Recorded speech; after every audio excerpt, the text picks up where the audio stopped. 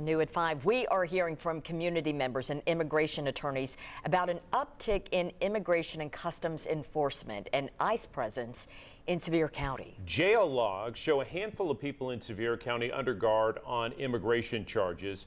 We are seeing posts on social media and hearing from people in the community saying they've seen a dramatic spike in arrests. 10 News reporter Olivia Daig spoke with law enforcement looking for answers about ICE activity. This after neighbors sent us photos, videos, and plenty of questions. Olivia.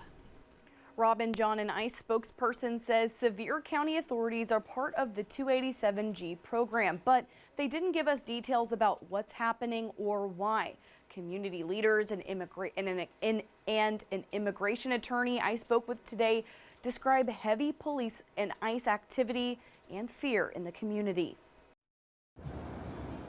With videos like this flooding social media, the word is out. ICE agents are conducting operations in Sevier County. The enforcement operations do seem to be large scale, larger than normal. Immigration attorney Rachel Bonanno says part of that presence is due to the Sevier County Sheriff's Office and Sevierville Police Department's cooperation with ICE, part of the 287G program. It's a force multiplier.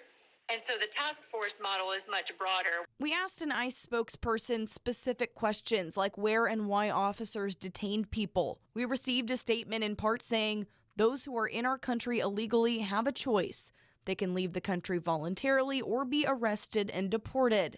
It affects me because these are my people. These are my friends. This is my community. Michael Anthony Espinoza is a cab driver and says he's seen more ICE activity in Sevier County. I've seen it on TV. I've seen it in LA. I've seen it in Minneapolis. I've seen it in Chicago. I never thought I would see it here. He says fewer people are leaving the house. And Bonanno says even people with pending status could be at risk. They may be going to a community to look for one particular person that has a removal order, but if someone else knocks on the door, they may help themselves into the house and take anyone and everyone that they can find that they believe has no status to be here. And here in the Smokies, at the height of tourism season, this attorney says there could be economic consequences. It's really shocking that the local community has agreed to go along with it and support their local law enforcement in getting rid of basically a large percentage of their neighbors.